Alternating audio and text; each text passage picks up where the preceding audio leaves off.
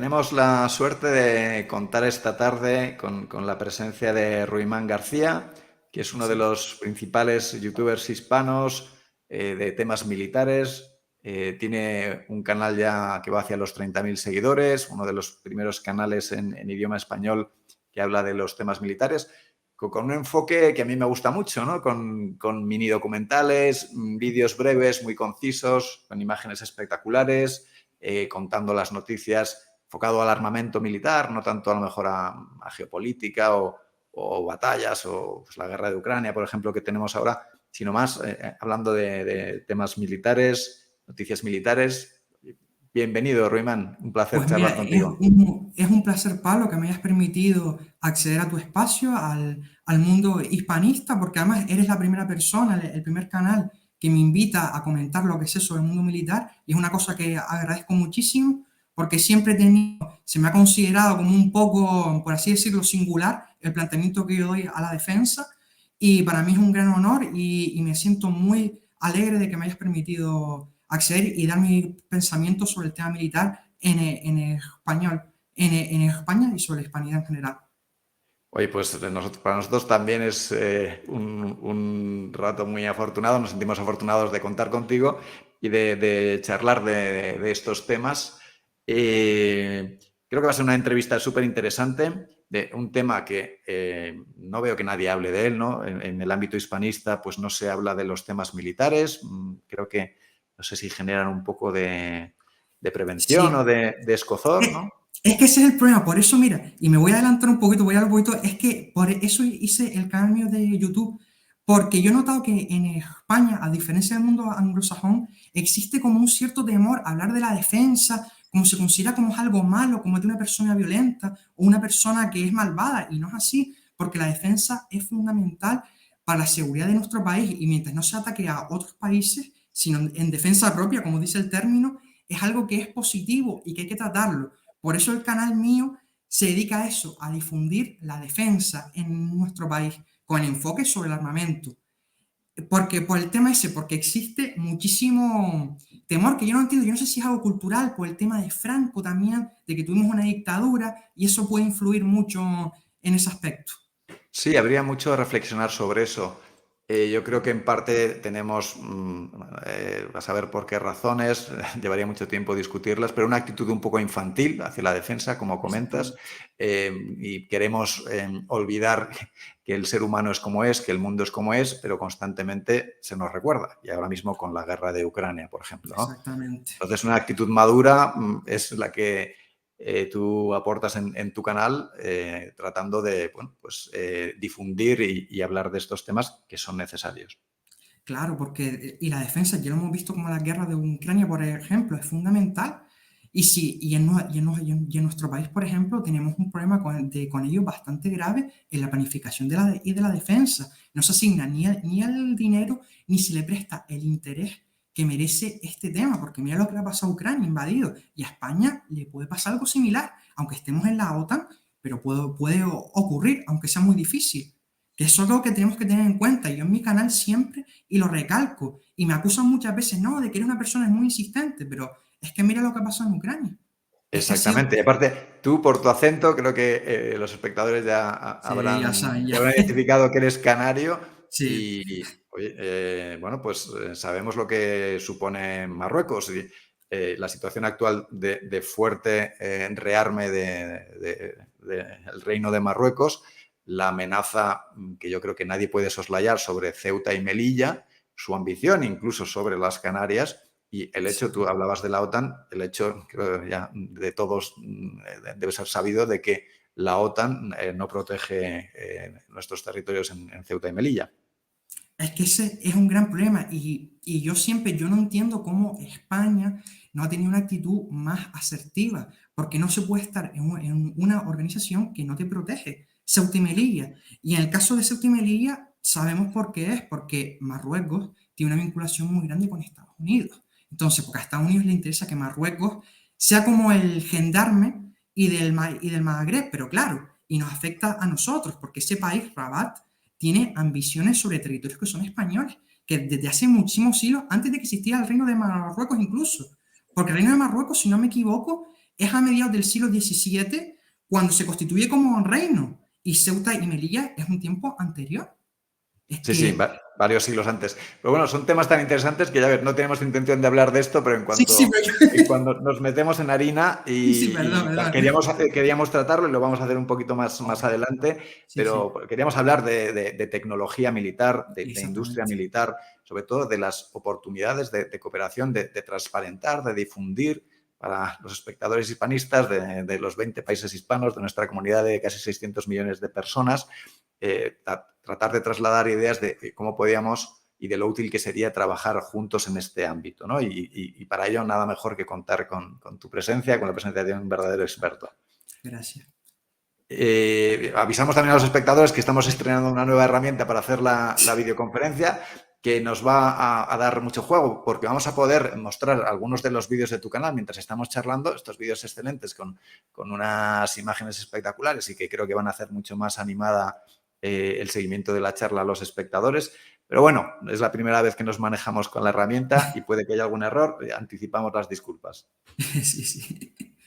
Pues vamos ya con la entrevista, si te parece, Ruimán. Claro, una de las cosas que a mí me sorprenden y me enfadan un poco es pues esa imagen negativa que tenemos de los españoles, los hispanos, de nosotros mismos como incapaces, como esta idea de que somos acientíficos, de que somos incapaces de tener una industria puntera, y la realidad es que en el ámbito militar, en muchos aspectos, la industria militar es puntera.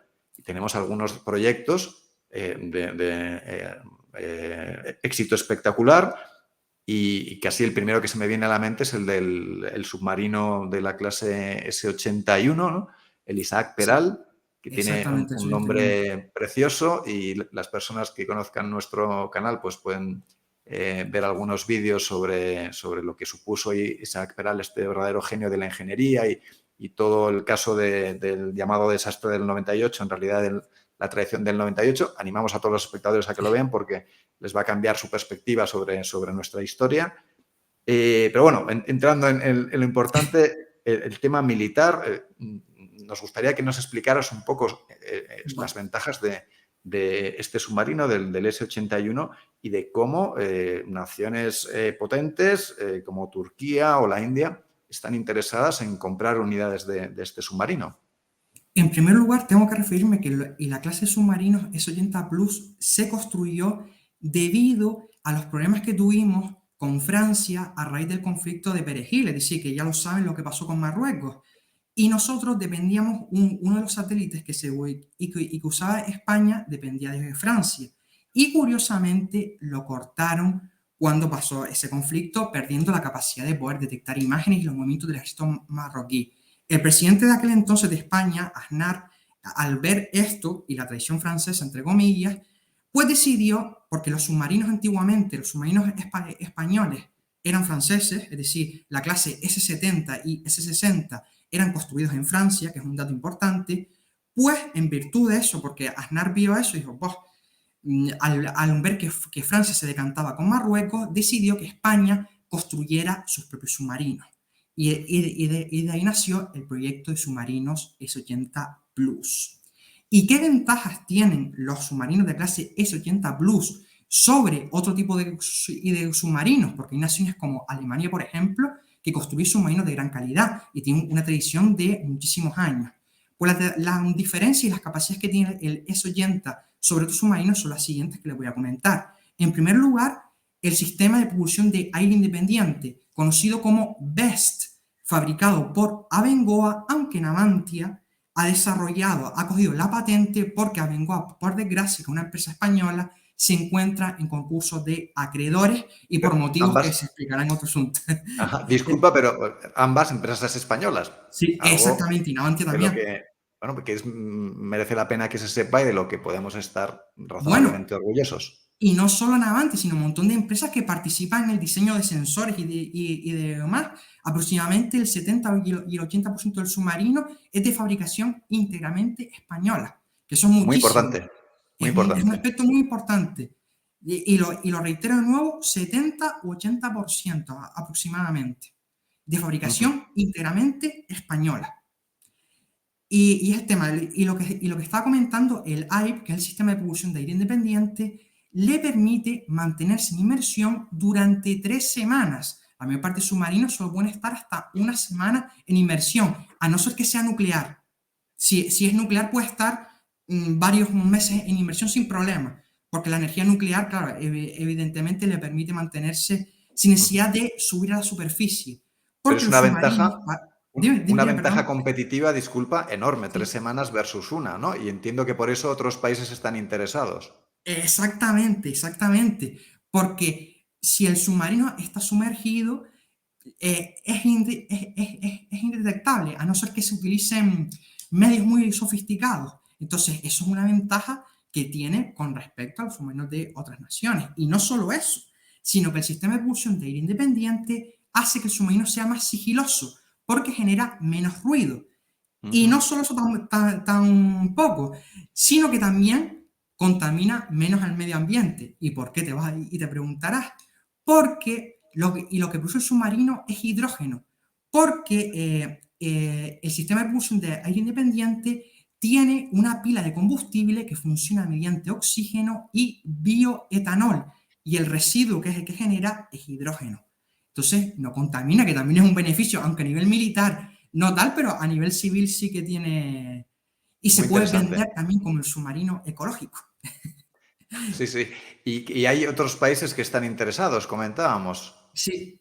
Bueno, y espera que tiene más ventajas todavía el S80 Plus, porque no solo es el sistema de aire independiente, sino que también tiene capacidad de ataque a tierra, es decir, puede atacar a objetivos que estén dentro del territorio de un país, como Ujú. por ejemplo centrales eléctricas, instalaciones energéticas, objetivos militares, lo que sea, gracias a que puede disparar misiles Tomahawk o también misiles de crucero que se llaman NSM, que tienen un alcance de 185 kilómetros. Muy bien, no lo Ahí lo sabía. tienes. Sí, sí. Y bueno, y con respecto al tema de las naciones que están interesadas en el submarino, son muchos países. En primer lugar, no solo Turquía y la India, sino Australia, que Australia es un socio muy importante de España a nivel de industria militar. Tengamos en cuenta que el 60% del tonelaje total de la flota australiana ha sido construida por España. Vaya, 60%. una cifra alucinante, no la conocía. Sí, y es un país, Australia, que es un país que es importante, es un país que ha confiado en la tecnología española, que siempre es eso, consideramos que nuestro producto es inferior, cuando no, cuando hay muchos países que confían en él. Luego está Turquía, que ya ha comprado ya otros buques a España, como el LHD Anadolu, y que quiere también el submarino S-80 Blues para su programa de submarinos denominado en turco Milgen. Mm. Y también otro país interesado es la India en su programa conocido como 75PI y que quiere un número aproximadamente, si no me equivoco, de 6 submarinos que tengan este sistema de propulsión de aire independiente. Lo que tengo que destacar es que tenemos una competencia muy dura con la India por los coreanos, porque los coreanos también tienen un submarino que es de la clase KS-3, se le denomina así, y que tiene también sistema de propulsión de aire independiente. Pero ese sistema no es tan bueno como el sistema que tiene el S-80 español, porque el sistema coreano funciona por hidruros metálicos, que es un sistema que es menos eficiente en energía que el que tiene el S-80 español, que es algo que también de sentirnos orgullosos, porque Corea es un país con una tecnología tremenda y nosotros le superamos en ese aspecto. Pues súper interesante lo que comentas y me parece Gracias. que los ingenieros de Navantia están haciendo un excelente trabajo y son dignos herederos de esos ingenieros navales de finales del siglo XIX Exactamente. que eran excelentes, ¿no? Sí, sí, es algo increíble que hemos de estar muy orgullosos. Más te lo he comentado con datos y con cifras, que España tecnológicamente es puntera. Y eso que no se le da el desarrollo suficiente a nuestra tecnología y por diferentes razones. Pero Navantia no solo tiene este proyecto de éxito, sino que también está el proyecto del portaaeronaves o portahelicópteros de la clase LHD, que es nuestro buque insignia y que ya hemos vendido unidades a otros países y hay varios que están pensando también en comprarlo, otros países interesados.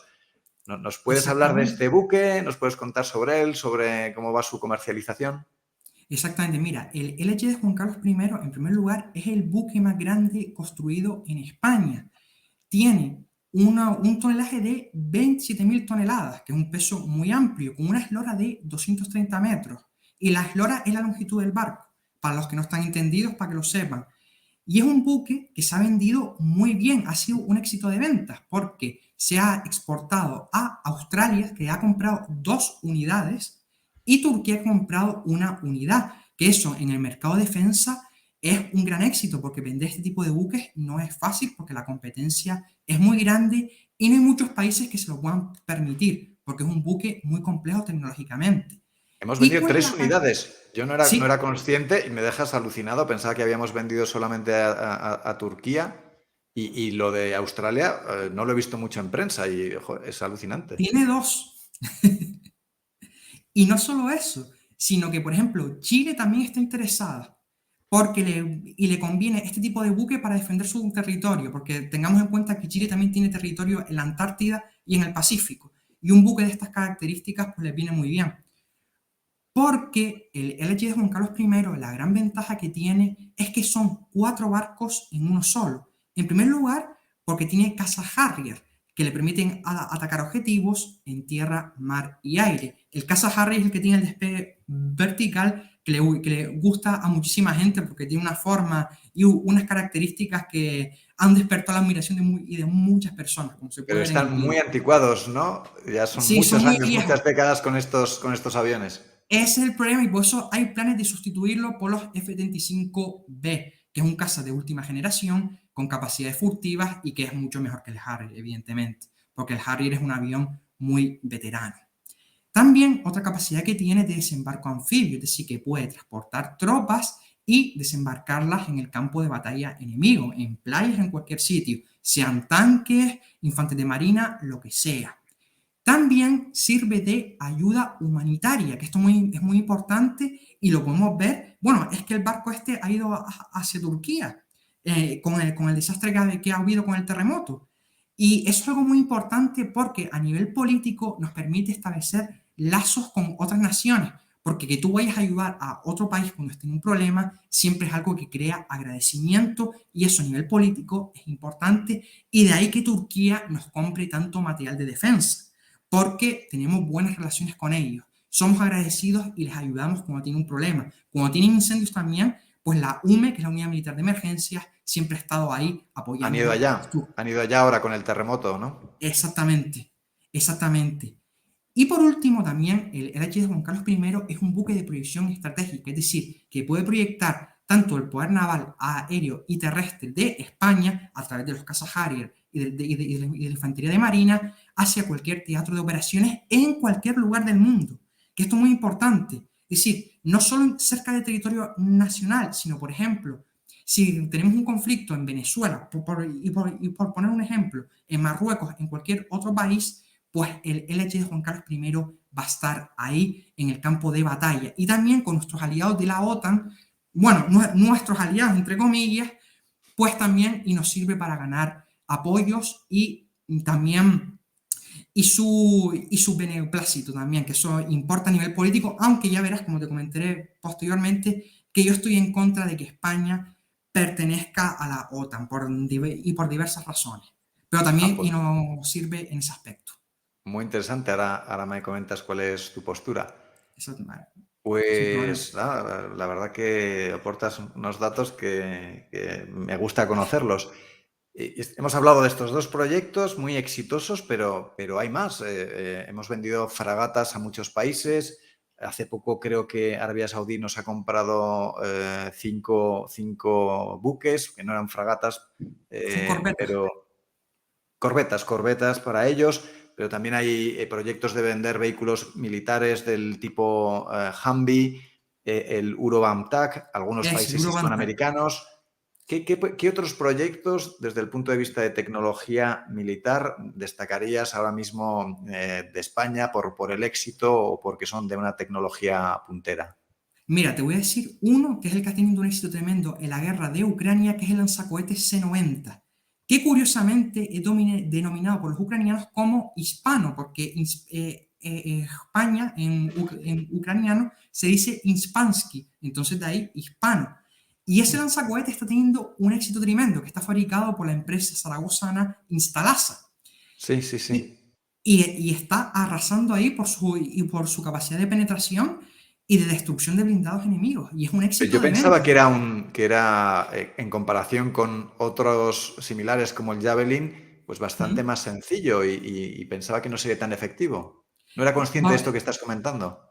es que son categorías diferentes. El Javelin es para penetrar carros de combate, es decir, es mucho más potente, pero también muchísimo más caro.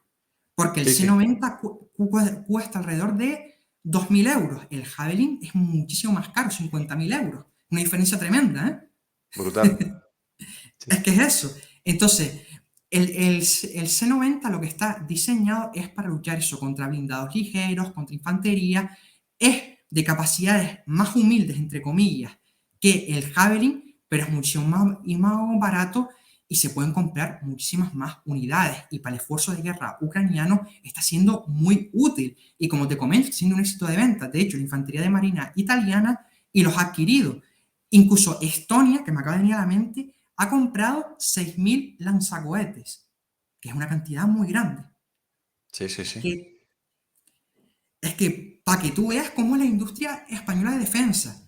Y solo Estonia, en el caso creo que de Italia también compró una cantidad muy elevada. El caso, por ejemplo, de Ecuador y Chile usan el lanzacohete C-90 también, que es un dato que no conoce mucha gente.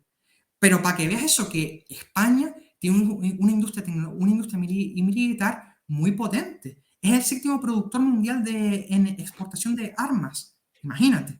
No, ese dato tampoco lo conocía y me dejas muy sorprendido. Es el sexto. Claro que es una cosa, por eso yo en mi canal siempre estoy insistiendo mucho en armamento militar por eso. Porque España es un país que debemos estar orgullosos en nuestra industria de defensa. Y sin apoyo del Estado, como ya comentaré ya más tarde. Así que imagínate, después también, aparte del C90, está el C100, que es la versión mayor del C90, que es conocido como Alcotán, que tiene un poder de penetración más potente y que también es un éxito de ventas. Hay muchos países interesados en él. Y lo que es más caro, claro, porque el precio del C100 Alcotán es de 7.000 euros aproximadamente, pero tiene una capacidad de penetración superior de alrededor de 700 milímetros de acero de blindaje que, por ejemplo, un tanque medio y lo puede atravesar el Alcotán, con los beneficios que ello tiene en la guerra. Y no es muy caro tampoco. Y es un producto español. Y antes de que se me olvide, porque voy a pasar a otros proyectos españoles, está también una versión mejorada del C100 Alcotán que se lanzará a fin de 2023, que es conocido como el SLGM Alcotán guiado, con un alcance de 4 kilómetros, a diferencia de los 1.000 metros que llega el C100 Alcotán. Es decir, que va a tener capacidades aún superiores y va a hacer que España sea líder en este ramo de los lanzacohetes, superando Estados Unidos y Gran Bretaña, que Gran Bretaña tiene un sistema conocido como el NLO, que también ha tenido mucho éxito en la Sí, guerra el de Enlow, sí, sí. Ucrania. Bueno, Exactamente. me dejas súper sorprendido con lo de los 4 kilómetros. No, no había oído hablar de Sí. ese proyecto y, pues, de nuevo, pues, Sí, mira, y antes denota de que que la se me industria olvide, militar lo está perdona haciendo bien. sí, y perdona que sea pesado con el tema este, pero es que me interesa mucho y creo que es necesario que la gente lo conozca. En el caso del C100 participa también la empresa española Escribano, también en el sistema de guiado. Muy Que es, interesante.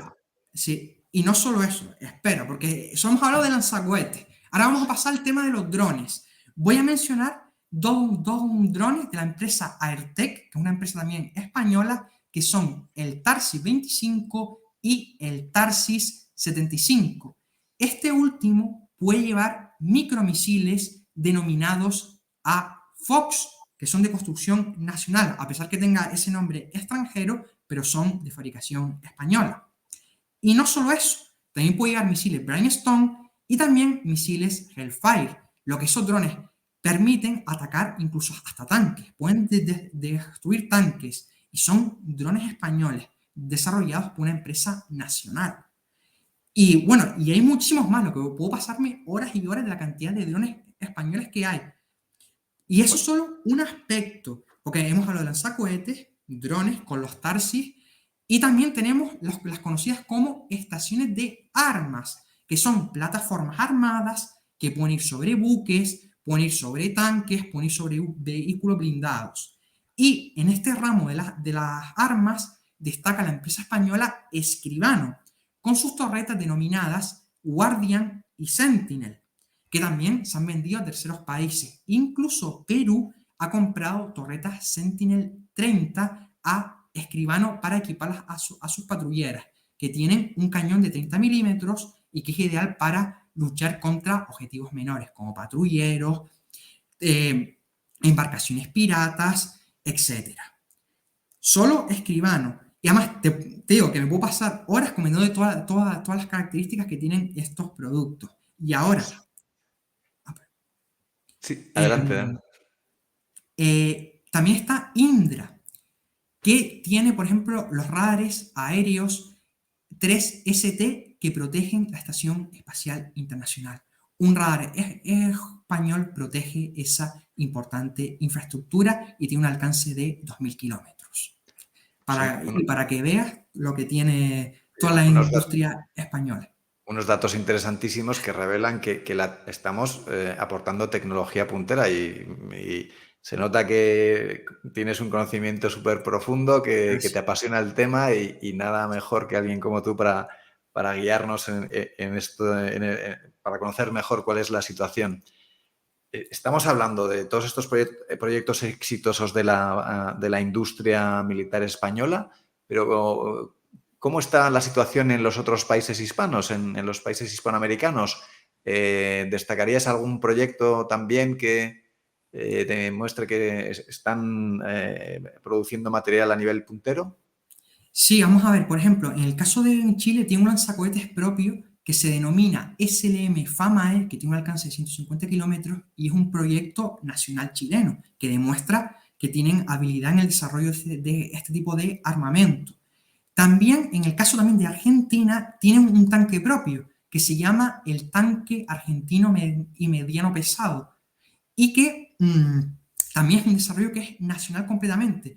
Lo que es un tanque que es relativamente antiguo, de los años 70 y 80, lo que está en proceso de modernización porque a pesar de todos estos años sigue conservando su vigencia, que es un aparato que funciona bastante bien. Es decir, que hay proyectos a nivel hispano, no tantos como España, pero sí los hay, sí los hay. Hay bastante desarrollo. E incluso en los años 80 y 90 estaba el programa Cóndor de Argentina para desarrollar un misil propio con un alcance de 1.000 kilómetros que pudiera atacar las Malvinas. Pero por presiones del Reino Unido y Estados Unidos, impidieron que Argentina pudiera desarrollar este misil que le hubiese dado la soberanía para poder defenderse del Reino Unido, de la ocupación ilegal de las Islas Malvinas. E incluso España también tuvo un programa en los años 90 denominado Capricornio para un misil español, pero por desgracia presiones de Estados Unidos impidieron que se llevara a cabo. Es una pena, pero ha sido así.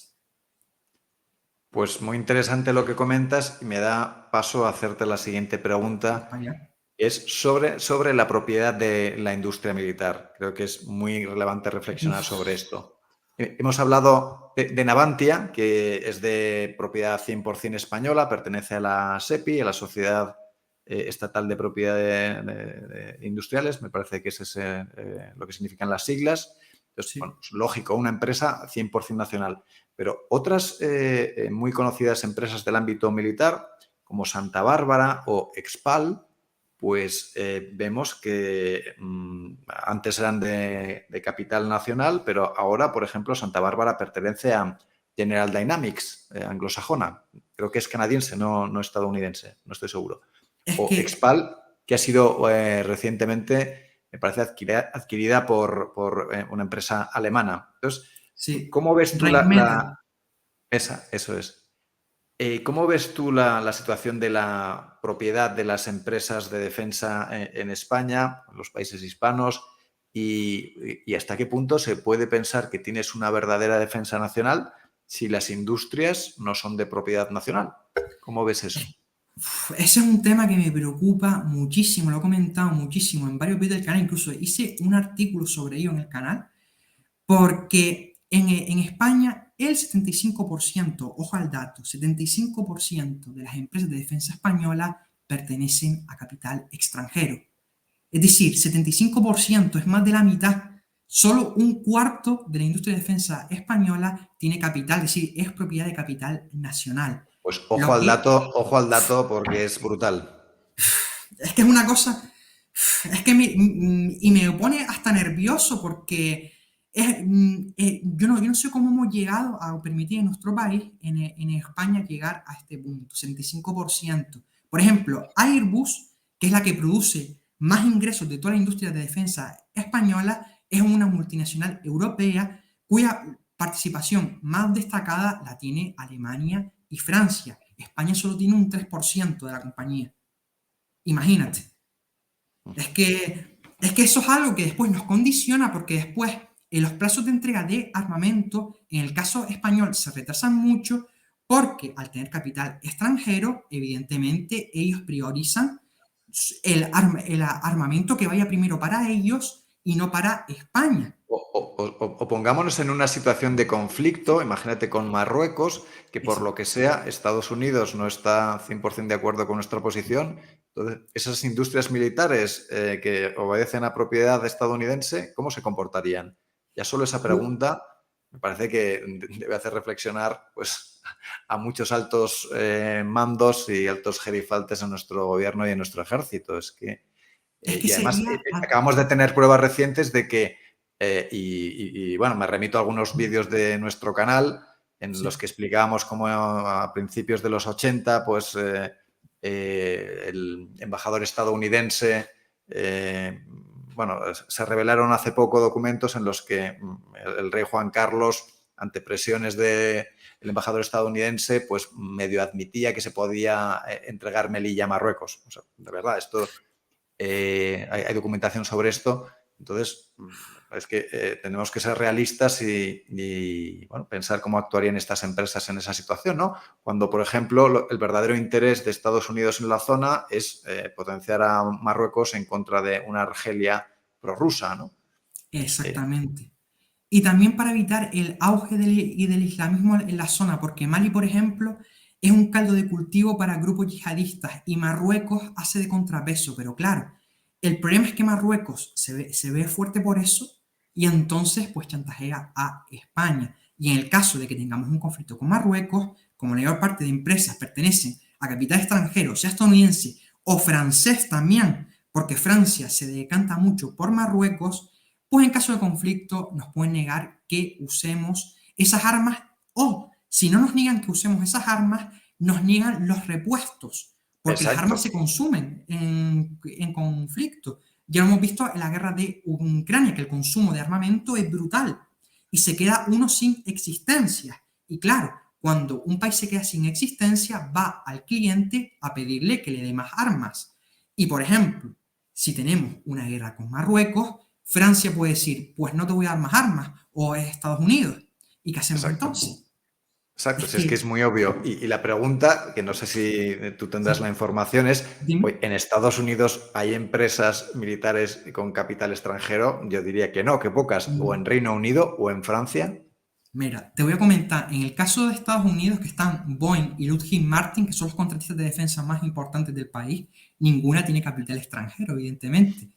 Porque si no Evidente. decir, porque es de sentido común, porque si Estados Unidos tiene algún conflicto con otro país, una nación le puede boicotear o impedir que le dé suministros en caso de guerra. Después, en el caso de Gran Bretaña, está BAE Systems, que es una gran empresa a nivel mundial en tema de armamento.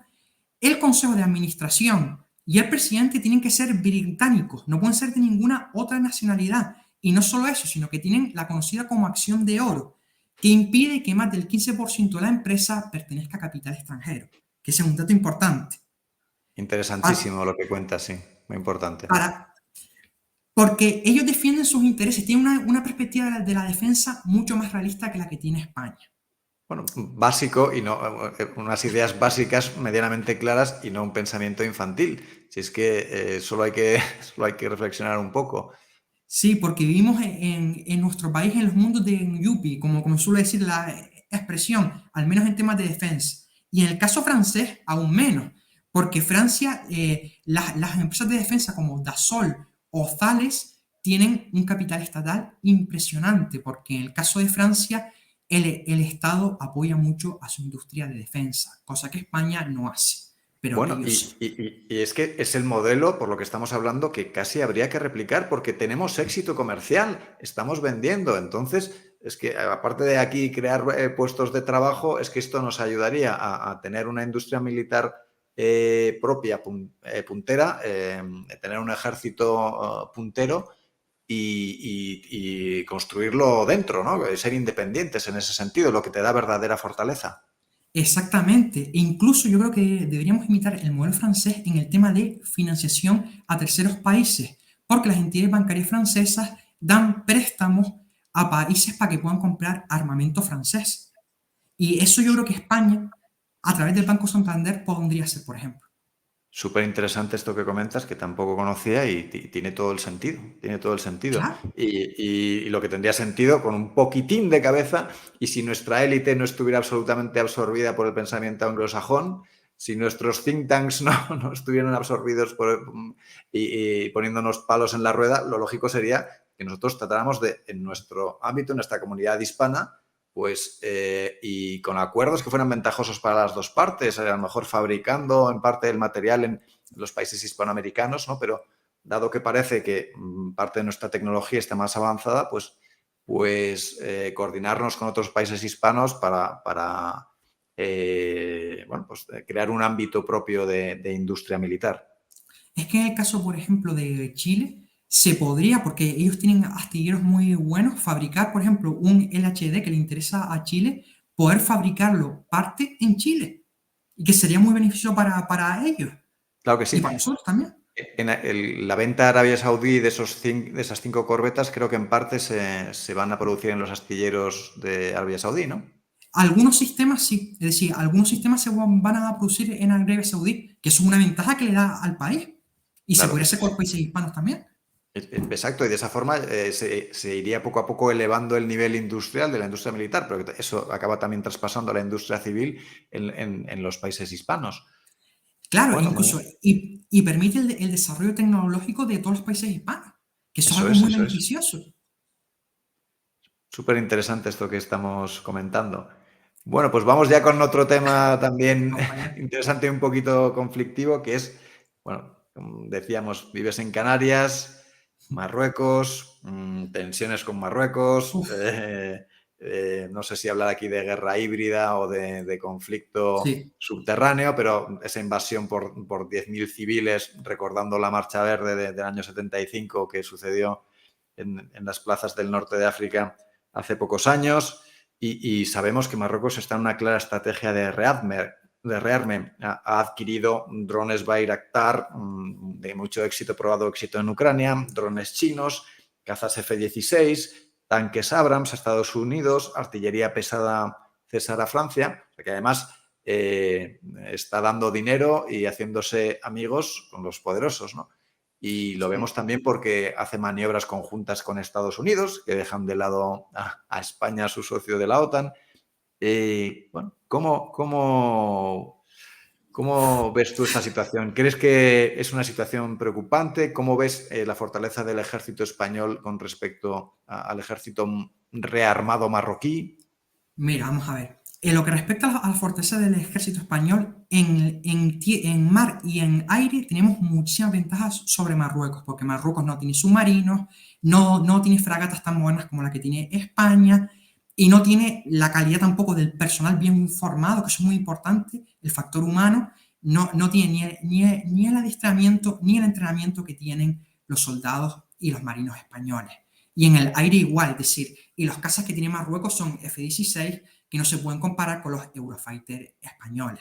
Es decir, en esos ámbitos tenemos ventaja, pero en tierra no, porque el ejército marroquí se ha rearmado mucho, tiene lanzacohetes, tiene más artillería que el español. Pero ¿cuál es el gran problema? Es decir, en caso de conflicto militar, si España se enfrenta contra Marruecos, vamos a ganar casi seguro. Pero está el tema político, que es lo que condiciona toda la defensa de España.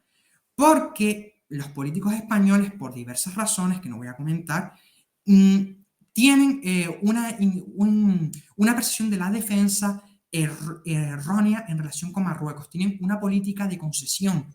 ¿Qué es lo que provoca? Que Marruecos se vaya creciendo poco a poco. Y puede llegar un momento en que ataquen Ceuta y Melilla porque su ejército de tierra ahora mismo sí que es superior, tanto en número como en cantidad de piezas de artillería y de lanzacohetes al ejército español. Porque tengo que destacar que el ejército español desde el año 2011 no tiene lanzacohetes, que es una capacidad muy importante que España no tiene. Porque por temas de crisis económica y demás se dio de baja a los lanzacohetes conocidos como Teruel, que era un desarrollo español. También se dio de baja en el 2013 al portaaviones Príncipe de Asturias, el mayor error que se ha cometido en democracia desde el punto de vista en tema militar. Entonces, es lo que te digo, a nivel militar, España de momento, en un plazo de 5 a 6 años, no tiene nada que temer de Marruecos. Pero si Marruecos sigue con este rearme y España no tiene el mismo ritmo, pues entonces sí que vamos a estar en serios problemas, sobre todo en Ceuta y Melilla, que no están protegidas por el escudo de la OTAN. Entonces, España tiene que rearmarse. Hay que destinar, por lo menos, el 2% del PIB a defensa desde mi punto de vista. Y ya no solo pensando en Marruecos, pero has mencionado la debilidad en lanzacohetes. ¿Qué otras debilidades o cuáles dirías tú que son las principales debilidades del ejército español actualmente? Drones aéreos, yo creo que no tenemos tampoco unas cifras muy altas. Me ha parecido leer que tenemos algunos Predator, pero una cifra muy baja. No sé. ¿Cuáles son nuestras principales debilidades? En primer lugar, el tema de submarinos, porque el S-81 Isaac Peral todavía no se ha entregado a la Armada, es decir, está en fase de prueba. Y los submarinos que tenemos son submarinos antiguos, son submarinos franceses de la clase S-70 y que no están aptos para los combates actuales. Entonces, claro, eso es una debilidad que tenemos, porque además últimamente está habiendo un montón de retrasos con el programa de submarinos S-80 Blue. Y que hay fuentes que dicen que a lo mejor Francia está metido en eso, porque este mes se firmó un pacto de cooperación en defensa entre Francia y España. Y hay fuentes que dicen que a lo mejor por ahí están los retrasos del submarino S-80 Blue, que esperemos que no. ¿Sí? Qué curioso. Vaya, vaya. Sí. Entonces, en submarinos tenemos que incrementar nuestras capacidades con los submarinos de la clase S-80 Blues. Luego también otro punto que tenemos debilidad es en el tema de drones armados, porque tenemos drones Predator, pero que no están armados. Es decir, todos los países que tienen drones Predator, evidentemente por lógica, y le dotan de armamento, pero en el caso español, es que eso es incomprensible, o sea, no me cabe en la cabeza. Y luego, habiendo los drones, por ejemplo, los Bayraktar, que han tenido un éxito, pero ya de hace muchos años en varias guerras, que además creo que tienen un coste bajo, me suena en torno a 2-3 millones de euros por cada dron Bayraktar o algo así. Incluso pero ¿cómo no podemos tener, pues vamos, casi cientos de estos drones disponibles? Mira, la respuesta que te voy a decir, me vas a decir que estoy loco, pero es porque el tema de razones humanitarias, de que son armas, es decir, que no tienen guía humana presente al momento, y por si se puede ir a otras personas, y los políticos de aquí tienen muchos escrúpulos morales con eso, y entonces paralizan la compra de armamento para los drones. Es algo increíble, pero es por esa razón. Pues es alucinante. Si Es esa es la razón, es que es alucinante. Y que el ejército no sea capaz de trasladar a los políticos una necesidad tan absolutamente básica. Y es más, cuando ya llevamos un año de guerra en Ucrania, que cualquier espectador pues puede ver la importancia vital de esto, es que me dejas alucinado. Pero bueno, hay una buena noticia que parece ser que a mediados de 2023 se le va a dotar de armamento a los Predator, porque el ejército del aire ha presionado para que les den armas, claro. Porque si no... Es una situación que hace 10 años debía estar resuelta. Sí. Sorprendente. Es que es algo que no tiene tiene sentido. Por eso yo siempre sospecho que hay una mano negra por ahí metida en los temas políticos, porque si no es que no tiene sentido. Pues bueno, no es que nosotros seamos unos adictos a la conspiración, pero bueno, lo hemos revelado en todos los vídeos que hemos subido en los últimos meses acerca de la traición del 98, y hay que ser conscientes de que pues, desde hace 150 años en España los agentes británicos, los agentes anglosajones, pues nos han hecho muchísimo, muchísimo daño, y no hay motivo para pensar que hoy día no sigue siendo así. Máxime también cuando hemos mostrado en otros vídeos del canal cómo el principal grupo de pensamiento español, el Real Instituto Elcano, está absolutamente tomado por los intereses anglosajones, hasta el punto de que su director es un profesor de historia inglés condecorado por la reina Isabel II. Para que veamos que las cosas siguen siendo muy parecidas a como eran hace muchos años, y que nos llevaron a situaciones muy desafortunadas, como fue la pérdida de Cuba, Puerto Rico, Filipinas en el 98. Fue una gran desgracia y que perdiéramos todos los territorios esos, pero bueno, ya volveremos a estar unidos todos ya. Esa es nuestra intención y para eso trabajamos. Mira, también, Y dime. sí, no, cuéntanos más Mira, sobre... antes de nada eso, porque si no yo me entusiasmo mucho, y es verdad que me entusiasmo mucho con el tema de armamento, pero la última necesidad que tiene España, desde mi punto de vista, que yo lo recalco mucho en los vídeos del canal, es un portaaviones convencional, es decir, no un LHD como el Juan Carlos I, que es un buque que es impresionante, pero no tienes capacidad de un portaaviones, porque un portaaviones ya son palabras mayores, y permitiría a España defender sus intereses por todo el globo terráqueo. Por ejemplo, te voy a poner un ejemplo. En 1995 estalló el conflicto del Fletán entre Canadá y España por el tema de la pesca en los bancos de Terranova. De haber tenido un portaaviones ahí bien equipado y voluntad política, probablemente los pescadores gallegos podrían haber estado siguiendo pescando con las cuotas que hacían anteriormente, porque Galicia y los pescadores gallegos llevan desde el siglo XVI en esos bancos antes de que existiera Canadá como Estado. Ahí lo dejo. Muy interesante. Y aparte que con los F-35 que vamos a comprar, hay una modalidad de F-35 que tiene despegue vertical y que podría incluirse en ese portaaviones, ¿no? Exactamente. Incluso permitiría comprar otro tipo de casas, no solo F-35, sino Rafale, bueno, y de cualquier tipo, Rafale francés y de cualquier nacionalidad, incluso casas coreanos también, que están teniendo mucha repercusión últimamente. Pero sí, como dices, es una herramienta de proyección estratégica enorme y que sería para una comunidad hispana unida, no solo para España, pues sería Exactamente. un argumento de peso, o sea, un pilar de la fortaleza militar común, ¿no? Exactamente, es un símbolo. Es decir, porque la presencia de un portaaviones, tú ves un portaaviones inmenso y da orgullo. Es decir, te dice, y nosotros hemos creado este buque. Es decir, es algo que hace que uno se sienta orgulloso de la tecnología que tiene un país, o en este caso de la hispanidad. Imagínate un portaaviones hispano, construido por todos los países que conforman todo el mundo hispano. Sería algo increíble. Pues sí, qué idea más bonita. Y bueno, pues hablando de esto, pues inevitablemente recordar que Hispanidad es un canal hispanista, que nosotros abogamos por un acercamiento de todos los países hispanos, y como estamos diciendo, uno de los ámbitos donde nos parecen más evidentes las ventajas de trabajar juntos es el ámbito militar. Pero yo no soy un experto, tú sí. Entonces, ¿qué ventajas, pues a nivel de equipamiento, de industria, implicaciones sobre tecnología civil también, sobre creación de empleo, ves tú que tendría un acercamiento, una no mayor colaboración, porque creo que ahora hay muy poca colaboración, una verdadera colaboración entre los países hispanos en el ámbito militar? ¿Qué ventajas ves tú y crees que es algo posible, factible?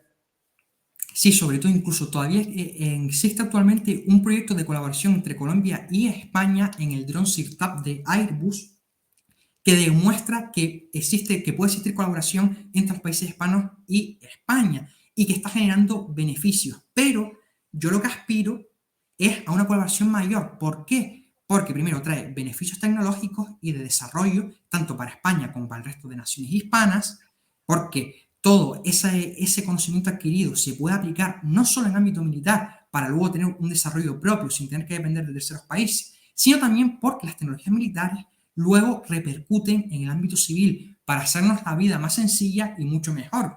Por ejemplo, el radar que se usa en los aviones civiles era un invento militar y mira los beneficios que está generando, o el sonar o muchos inventos, o la energía nuclear incluso, que se usó, por desgracia, para el tema de las bombas atómicas, pero ahora tiene un uso civil también para generar energía barata.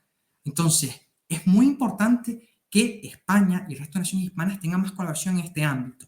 El programa CIRTAP es el inicio de esto, pero yo tengo un plan más ambicioso, porque Argentina, por ejemplo, tiene mucha experiencia en el desarrollo de misiles y de cohetes, al igual que Chile, y en conjunción con España se podrían desarrollar misiles hispanos, lo que nos daría una autonomía estratégica muy grande respecto a Estados Unidos y otros países, y no tendríamos vetos ni chantaje de cualquier otro tipo.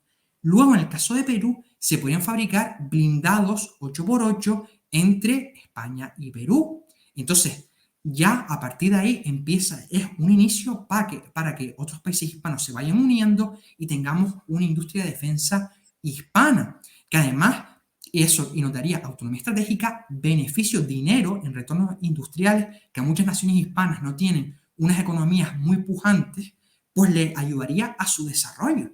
Sí, un beneficio tremendo. También al tener armamento propio, ayudaría a la interoperabilidad entre los ejércitos españoles y del resto de hispanidad, porque al tener armamento parecido, pues entonces cuando hagan misiones conjuntas, pues es mucho más sencillo, porque comparten el mismo tipo de armas, que son factores muy importantes, y no solo eso, sino también reivindicaciones territoriales. Si, por ejemplo, si aunamos la cooperación en defensa con cooperación política también, en el caso de las Malvinas, que son reclamadas por Argentina, y de Gibraltar y por España, tenemos muchas más ventajas también al tener una industria de defensa hispana. Y no solo a nivel político, es que es algo que sería increíble y se puede hacer. Lo que, claro, para que esto tenga éxito es necesario la colaboración del poder político, que siempre en la hispanidad es el principal obstáculo en cualquier programa de defensa. Pues súper interesante, y a medida que hablas, pues uno se da cuenta de por qué el Real Instituto Elcano y todos los think tanks pro-anglos pues no van a hablar jamás de esto, ¿no? Jamás de esto. Entonces, que todo el mundo que nos escucha y las personas con capacidad de influencia, pues que tomen nota. De todas maneras, que es tan evidente, pues, evitar la fuga de capitales, el desarrollo industrial propio, creación de empleo, desarrollo de tecnología que pasaría al ámbito civil, no dependencia de industrias extranjeras cuando haya que tomar decisiones militares.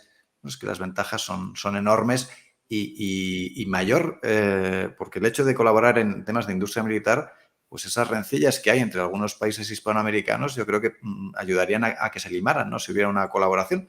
Como, por ejemplo, en Europa ha pasado pues también con la OTAN y con la Unión Europea, que bueno, pues, al menos ha tenido éxito en evitar que haya habido guerras entre nosotros desde el año 45, entre los europeos. Exactamente. Es que incluso lo ideal sería no solo colaboración en defensa, sino llegar a un nivel superior de colaboración. Como pasa, por ejemplo, con la OTAN. ¿Te imaginas una OTAN hispana? Que sería increíble. ¿Y cómo lo ves tú? ¿Crees que es una posibilidad? No sé si hay otros ejemplos en el mundo que tú conozcas o en el pasado de referentes del estilo de la OTAN que los 20 países hispanos pudiéramos tomar como ejemplo de cómo podríamos enfocar un acercamiento en el ámbito militar. Vamos a ver, a nivel de la OTAN en el pasado no, es decir, porque la OTAN es un conglomerado de muchos países, son 30 países si no me equivoco, y entonces, además que tiene con los medios actuales, pues se puede estrechar más colaboración como que la antigüedad. Pero yo desde el punto de vista mío, tengo un proyecto resucitando la antigua Unión de Armas, que era un proyecto del siglo XVII, si no me equivoco, o XVII, del conde duque de Olivares, en la que todos los señoríos y reinos hispánicos contribuían en dinero y en hombres a la defensa. Se podría hacer, pero en el ámbito de toda la hispanidad, es decir, sería como una OTAN hispana. Y yo incluso he creado también algunos organismos que estarían en esta unión de armas, que tendrían, por ejemplo, un comité militar que estaría compuesto por los jefes de Estado Mayor de todos los miembros de la hispanidad, que sería elegido cada 4 años por dichos jefes, es decir, el presidente sería elegido por los miembros que componen ese comité militar. También tendría un mando militar océano Pacífico y Atlántico para coordinar las operaciones que se hagan en las tierras que bañan esos océanos. También un mando militar y mediterráneo, en el caso de España, y también un comité, un consejo de la hispanidad compuesta por delegaciones civiles de cada uno de los estados que conformen esta alianza, cuyo presidente sería elegido cada 4 años. Y sobre todo, tener al rey de España como presidente de honor de esta OTAN hispana, de esta unión de armas, porque siempre en este tipo de organizaciones suele haber conflictos, choques entre países, eso es algo normal. Ocurre también en la OTAN, con Turquía, por ejemplo, como se ve en la imagen, que como ya sabes ha tenido un montón de problemas con la entrada de Finlandia y Suecia en la organización, pero mediante la negociación se ha conseguido que esto pase. Pues entonces el rey de España sería una figura moderadora de esta OTAN hispana y que nos ayudaría, por ejemplo, en los reclamos territoriales, porque Gran Bretaña, por ejemplo, no es lo mismo que se enfrente a España y a Argentina que a 400 millones de hispanos a un ejército combinado. Aunque el Reino Unido es una potencia nuclear, no podría contra esa masa humana, por así decirlo. Y tanto, bueno, y no solo por número de hombres, sino por economía, por armas y por todo. Por eso una OTAN hispana sería un proyecto muy interesante y desde mi punto de vista se podría conseguir si hubiera colaboración del poder político en 20 o 25 años. Es verdad que a lo mejor puede parecer muchísimo tiempo, pero este tipo de procesos son largos, pero se puede conseguir. Se puede. No, bueno, muy interesante, sí. En la historia las décadas son como días y esas, al final, tú mencionabas unas posibles instituciones de cómo se podría empezar a organizar una colaboración más estrecha entre los países hispanos y es que parece fácil, es que es simplemente cuestión de verdadera voluntad política y de que en el ámbito político pues, se sea consciente de las ventajas. Que conociendo cómo es el ámbito político de los países hispanos, pues tendrá que ser que la sociedad, que el pueblo empuje a los políticos. Y bueno, pues nosotros aportamos nuestro granito de arena difundiendo estas ideas que nos parece que son obvias, que son evidentes, que hay unas ventajas enormes y que antes o después, dado que las ideas se transmiten también a la velocidad de la luz, pues irán echando poco a poco a andar. Yo de eso estoy convencido. ¿Alguna idea más sobre cómo podríamos colaborar más a corto plazo los países hispanos en el ámbito militar? Lo que yo me planteo sería, por ejemplo, en un principio para ir pasito a pasito, es realizar maniobras militares conjuntas, que ya, por ejemplo, las Fuerzas Especiales de Chile, la Brigada de Operaciones Especiales Lautaro, hace maniobras con el Mando de Operaciones Especiales Español. Pues esto hay que llevarlo a escala de toda Hispanoamérica. Entonces, poco a poco se van forjando lazos, también con Colombia, en el marco de la OTAN, porque Colombia participa mucho en ejercicios con la OTAN, también hemos tenido colaboraciones con ellos. Entonces, en un principio, ir por ahí, que haya más contacto entre las tropas de los países de Hispanoamérica y las tropas españolas. Y luego, el siguiente paso es la industria de defensa, que ya tenemos un granito de arena con el programa CIRTAP de drones, de un dron hispano-colombiano, pues llevarlo a un nivel superior. Por ejemplo, un misil hispano. Eso sería una maravilla y nos daría una capacidad de defensa increíble a todos los países de la hispanidad. Pero ¿cuál es el problema de esto? Que está Estados Unidos, que siempre, que además, como muchas de las élites locales, Estados Unidos tiene como sus lobbies o sus influencias ahí, pues entonces mediante determinados procedimientos hacen que no se puedan llevar a cabo estas medidas, o mediante think tank anglosajones. como has comentado tú en el caso del Instituto Elcano. Muy interesante, muy interesante. Es que es eso. Y antes has hablado, y ya si quieres para finalizar un poco ¿Sí? sobre la OTAN, la opinión que tienes tú, no sé si nos la quieres compartir y aprovechar este espacio. Es que la OTAN, vamos a ver, desde mi punto de vista y viendo la guerra de Ucrania y otros conflictos, la OTAN lo que sirve es a los intereses de Estados Unidos. A España no le beneficia en nada, porque nosotros estamos en esta organización, pero si nos ataca Marruecos, no nos defiende. Entonces, ¿para qué estamos ahí? Y no solo eso, sino que la mayor parte de las Fuerzas Armadas españolas están dispersas por medio mundo obedeciendo a los intereses de Estados Unidos y no a los españoles. Gran parte de nuestra flota no está en territorio nacional. Si nos ataca Marruecos, estamos indefensos. Porque tenemos algunos buques en el Índico, otros en el Mediterráneo Oriental, otros en el Pacífico. Entonces, ¿para qué estamos ahí? Si nos ataca cualquier enemigo, ¿qué es lo que hacemos entonces? ¿Para qué estamos en esa organización? Luego, si a nivel político tenemos disputas con Marruecos, Estados Unidos se decanta más por Rabat porque le interesa tener a Marruecos como gendarme del territorio y para hacer frente a Argelia. Pero claro, a eso nosotros nos beneficia. De hecho, debido a presiones indirectas de Estados Unidos, hemos perdido nuestra buena relación con Argelia, que nos daba pingües beneficios en materia del gas. El gas, Porque, eso ha sido escandaloso, sí.